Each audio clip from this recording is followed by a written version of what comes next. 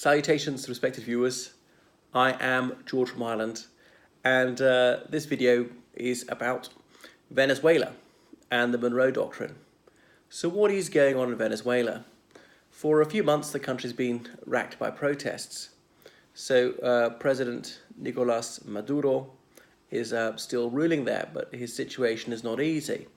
So Maduro was the successor to Hugo Chavez, and Hugo Chavez, he died of natural causes in 2013. So these two men are socialists. Chavez and Maduro, between them, have been ruling the country for, I'm just trying to think, about 16 years. So in the early years, there was significant progress, and they did a lot for the welfare of the public, reducing poverty. It's surprising that Venezuela is one of the largest oil-possessing countries, not oil-producing countries in the world. They have huge proven reserves. You think they're a lot wealthier, but they seem to suffer from that curse of a resource-rich country like Nigeria, and that the other areas of the economy have not been developed, a bit like the Dutch disease, only much more severe. So Hugo Chavez, former army officer, when he became president, he founded the Bolivarian Republic of Venezuela. So putting the name Bolivar in there because of the early 19th century revolutionary Simón de Bolívar, the man who helped to break Latin America away from Spain, more so than anyone else. Anyway, so fast forward. So President Maduro was re-elected last year, or almost a year ago, although the results of that are hotly disputed. And really, Venezuela's progress has ground to a halt. They had done so much to bring in doctors from Cuba, which has got one of the highest per capita numbers of doctors in the world, and to give Cuba free oil in return for the services of these medical staff. And it was doing a lot for the health of low-income people who otherwise couldn't afford medical care and things like that. So a lot have been spent on social services. And though I'm not sympathetic to their ideology, I've got to hand it to them. They have alleviated suffering a lot. People have claimed that the media is no longer as free as it was and things like that. But anyway, there was that disputed election. Juan Guaido was the main opposition candidate. He was defeated. But he doesn't acknowledge his defeat. He claimed the election was rigged. I don't know the particulars of that. But anyway, the Venezuelan government has a number of staunch allies. China's on their side, so is the Russian Federation, Syria, Iran, Cuba, and so on. But the country is facing severe economic difficulties. There's hyperinflation. Incidentally, the currency is called the Bolivar, as in after Simón de Bolívar. And for some reason, despite oil prices not being too low, the economy is in free fall. And a lot of people say there's a paucity of food.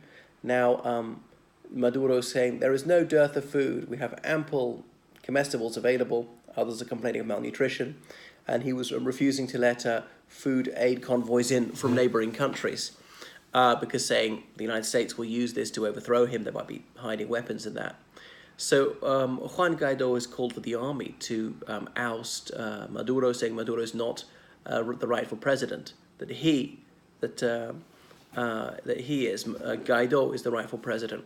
So the United States, the European Union, and all in all 50 countries have recognized Juan Guaido as the legitimate president. There's even a Venezuelan Supreme Court in exile.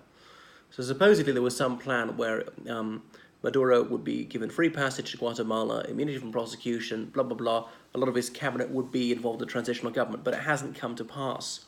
So there's a bit of a standoff there. And Venezuela's got lots of lucrative contracts with Russia, purchasing weapons from them. One of the major Russian oil companies, I think it's Rosneft, is helping PDVSA. That's the main Venezuelan oil company. Petróleos de Venezuela, Sociedad Anónima, if I've got that right. So obviously some Russian military planes have arrived there to signal that they are supporting Maduro. Now, even if you don't like Nicolas Maduro or you dispute the election results, there's no question that his government is the internationally recognized one. They have got Venezuela's seat at the United Nations. So even if you think they're bad, they are the lawful government. As I say, I don't know the particulars of the election, how fair it was, or whatever. There are lots of governments are there and they haven't had a fair election, but they're still regarded lawfully as governments. So I think it's just surprising that he doesn't recognise there is a problem with food shortages in the country. Huge numbers of people are not saying that for no reason at all. If we were to let food aid in, then the situation would calm down, the protests would abate, and his situation would be secure. Because a couple of months ago, it seemed that he was riding out the storm, and things were calming down. But from relative tranquility, they flared up again in the last couple of weeks. So I was fascinated by what the US National Security Advisor John Bolton had to say about this.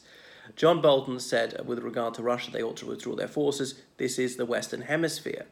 So Bolton is seen as an ultra hawk, and many people regard him as one of the most detestable people in the Trump administration, and that's really saying something. So Bolton was alluding to the Monroe Doctrine. Go way back to the 1830s. There was President Monroe in the United States, the thing he's most famous for is this doctrine saying that no country from another continent ought to have any degree of control over anywhere on the American continent, anywhere from Canada to Argentina. Work against that. Of course, Canada wasn't Canada as such at the time. Canada was only formed in 1867. Back then, they would have said British North America. They would like what's now Canada to be completely independent, part of the United States, maybe, but not part of the British Empire. Spain still had some colonies in the Caribbean, well, Puerto Rico. The Swedes had the Virgin Islands till 1917, or there's the French in French Guiana and so on. So Monroe didn't want any European country, or could have been an Asian country, having any military presence anywhere in the American continent. This is our hemisphere, they should get out.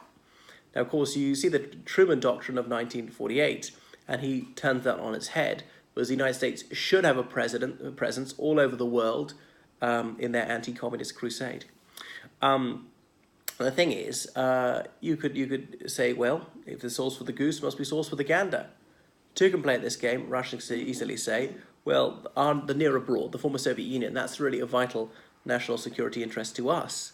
Just like you don't want any European country to have troops anywhere in the American continent, we don't want troops from, let's say, the American continent anywhere along our border. So therefore, you should back off.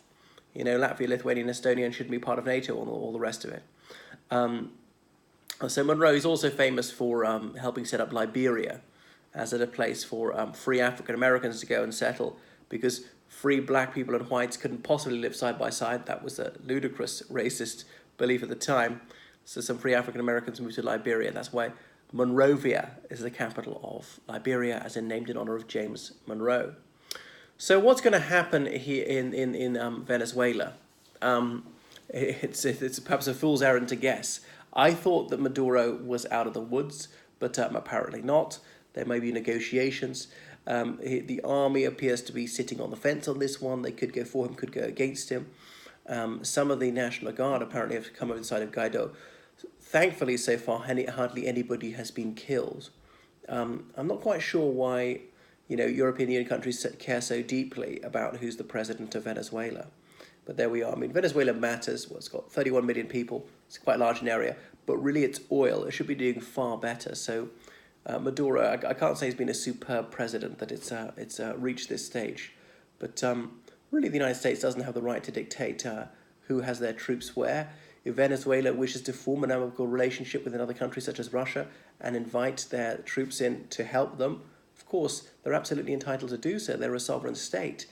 They have the right to request military assistance from any other country, just like countries sometimes ask for American military assistance and receive it. There we are.